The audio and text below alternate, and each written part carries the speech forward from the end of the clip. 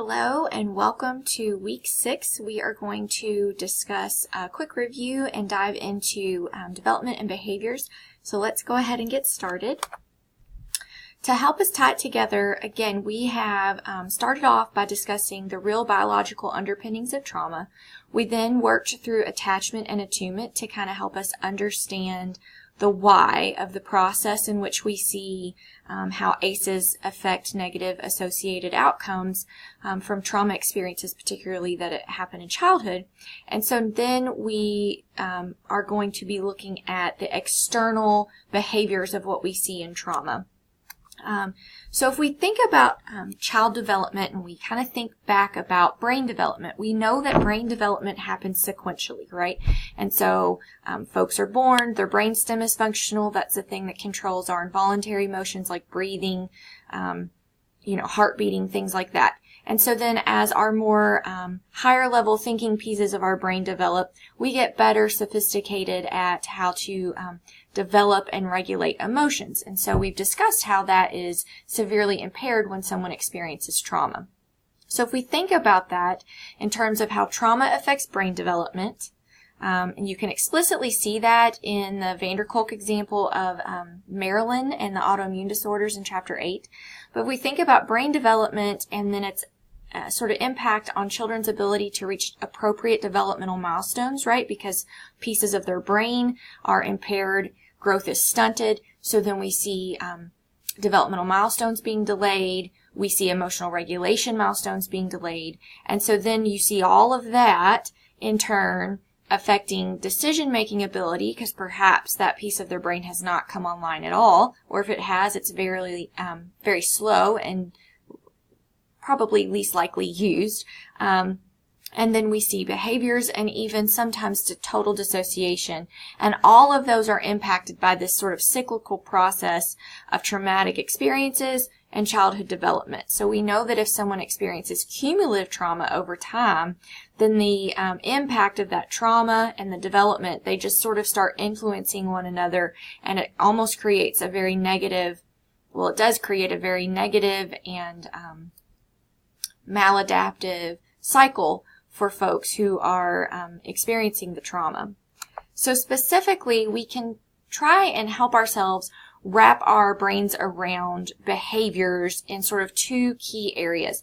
They're all biologically based fear responses, and so we're going to dive into this a little bit, but it's kind of helpful to start by kind of piecing these behaviors in two sort of categories. We can think of behaviors in terms of emotionally based behaviors and socially based behavior. They all are a function of a biological fear response. We're going to get into this in more detail in just a second.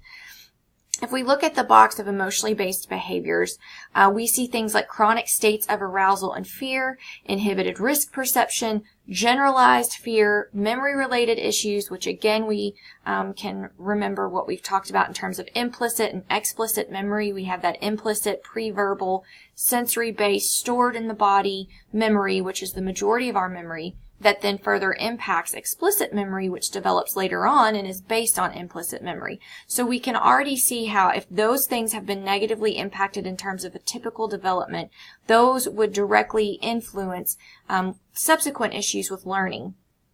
We see anxiety and depression, suicide, self-harm. So those are what we consider the emotionally based behaviors.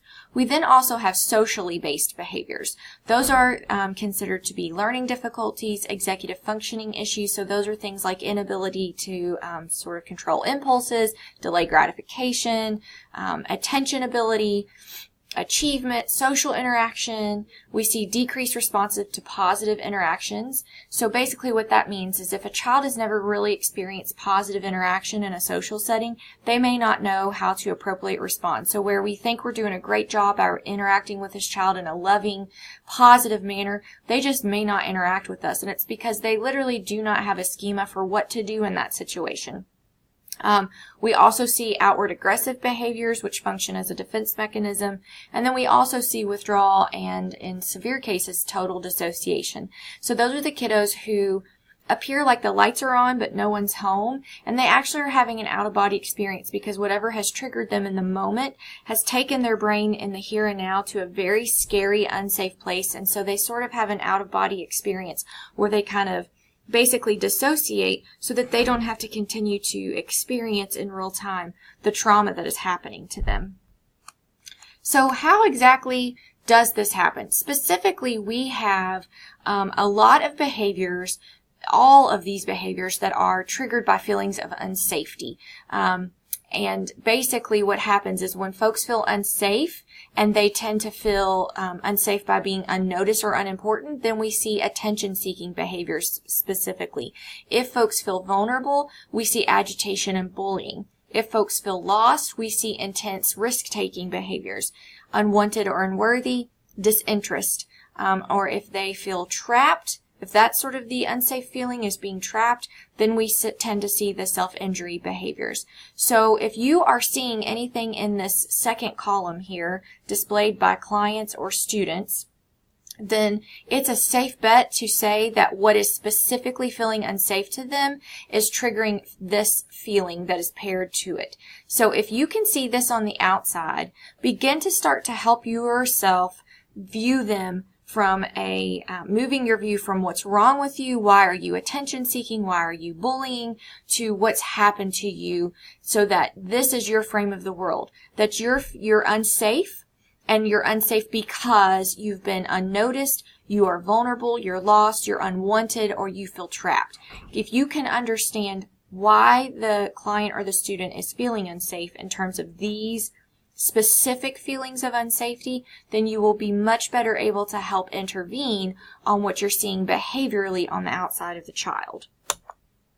So how does this process happen? Again, this is just a table that I've created to kind of help you wrap your head around how some of this happens. So let's say a child's experienced physical abuse.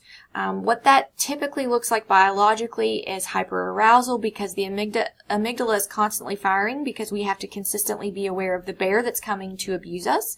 And so what can end up happening through the emotional impact is we have affect regulation issues, right? Because if we've never come down to our baseline cortisol rate, because we're constantly being amped up, we're constantly being triggered, then we do not develop the ability to regulate our mood or our affect. We see shifty mood, and so then we start to see on the outside high rates of aggression, startling responses, learning difficulties, and impulse control issues. That's not to say that somebody that's experienced sexual abuse can't also experience these same effects. This is just to kind of help you tease some of this out. So neglect, we often see decreased brain development, decreased neural pathways, right? Because what's not used gets pruned, and what's used the most grows the most. So if you're in a neglected situation where you are not stimulated and you are not able to attach to a caregiver, then we see just decreased functioning overall, decreased brain development.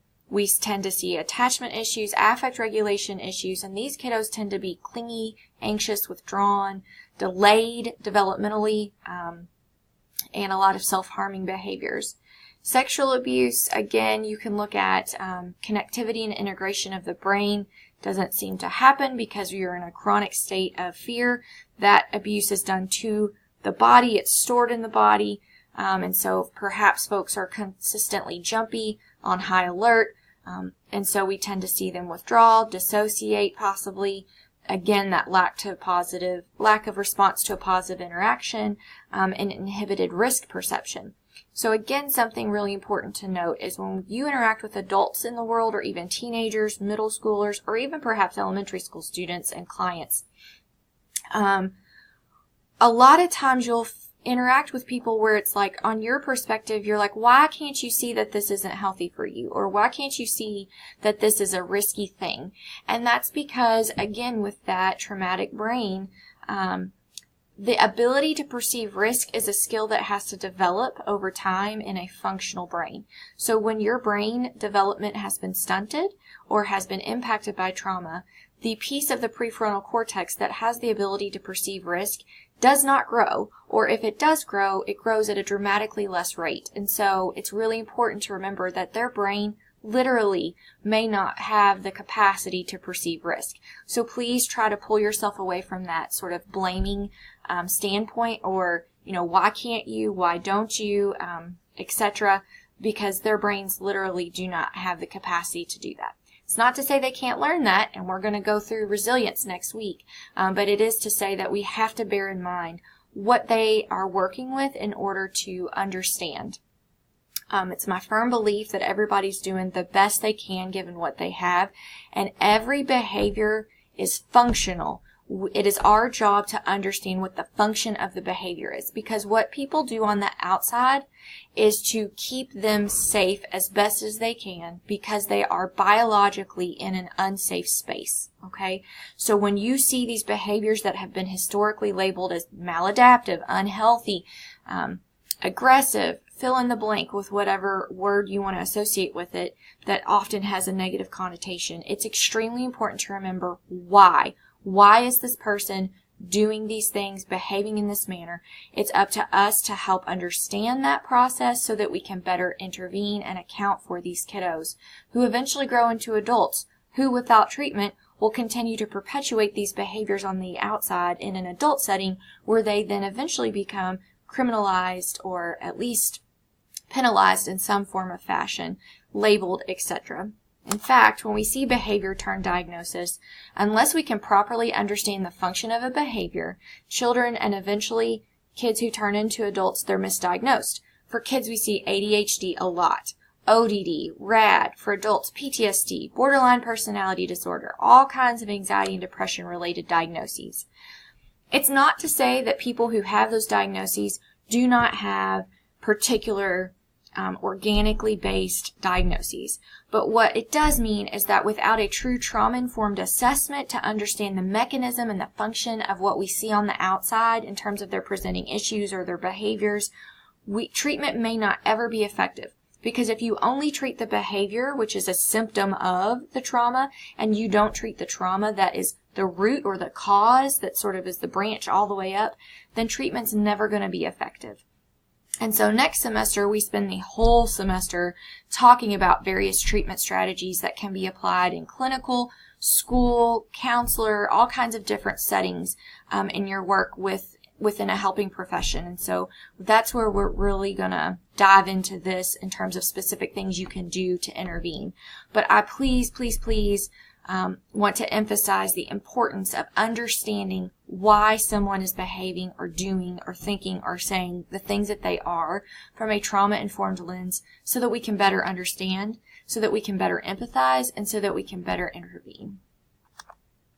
Again, this is why it is important to recognize red flags. We see behaviors a lot. Most of the times, that's why kiddos are put on our radar, is because some sort of outside behavior has happened and that's flagged them.